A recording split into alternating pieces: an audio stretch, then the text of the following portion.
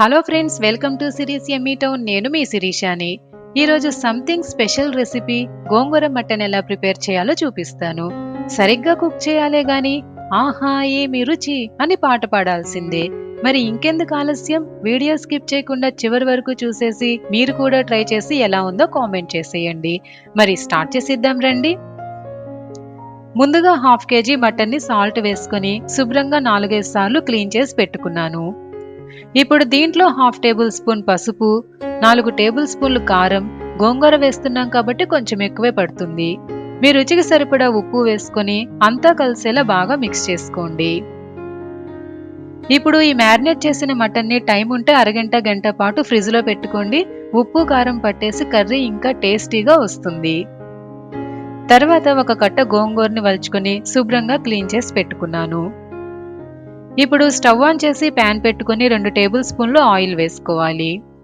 Oil వేడయ్యాక గోంగూర వేసుకుని ఉడికించుకోవాలి. గోంగూర వేసాక మూత పెట్టి కవర్ చేయండి, తొందరగా మగ్గుతుంది. చూడండి, ఇలా కొంచెం మగ్గిన తర్వాత అడుగంటకుండా మెత్తగా అయ్యే వరకు కలుపుకుంటూ ఉండండి. చూడండి, ఇలా పేస్ట్ లాగా అయిన తర్వాత ప్యాన్ పక్కన పెట్టేసుకోండి. ఇలా డైరెక్ట్ గా మటన్ లోకి వేసేసుకోవచ్చు, లేకపోతే పూర్తిగా చల్లారాక మిక్సీ చేసుకొని వేసుకోవచ్చు. నేనైతే డైరెక్ట్ గా వేసేసుకున్నాను. తర్వాత స్టవ్ మీద కుక్కర్ పెట్టుకుని 4 టేబుల్ స్పూన్లు ఆయిల్ వేసుకోవాలి. ఆయిల్ వేడయ్యాక 4-5 పచ్చిమిర్చి కట్ చేసి వేసుకుని ఫ్రై చేసుకోవాలి.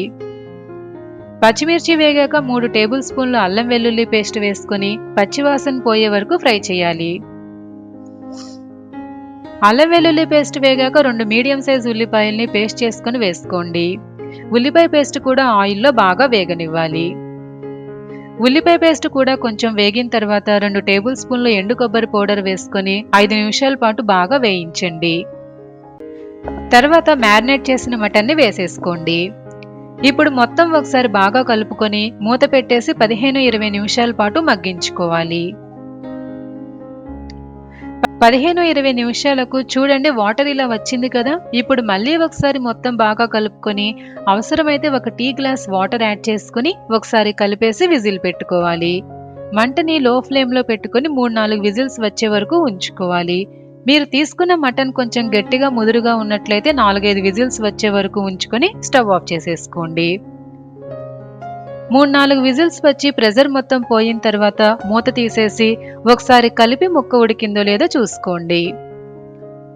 ఇప్పుడు మళ్ళీ స్టవ్ ఆన్ చేసుకుని ముందుగా ప్రిపేర్ చేసి పెట్టుకున్న గోంగూర పేస్ట్ వేసుకుని ఒకసారి బాగా కలుపుకొని ఉప్పు కారం అన్నీ అడ్జస్ట్ అయ్యాయో లేదో చెక్ చేసుకోండి.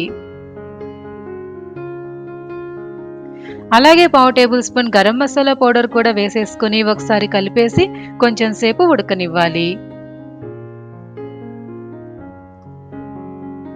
చూడండి, ఆయిల్ పైకి వచ్చి గ్రేవీ చిక్కబడుతుంది అన్నప్పుడు గుప్పెడు సన్నగా తరిగిన కొత్తిమీర వేసుకొని ఒకసారి కలిపేసి స్టవ్ ఆఫ్ చేసేసి వేడివేడిగా సర్వ్ చేసుకోండి.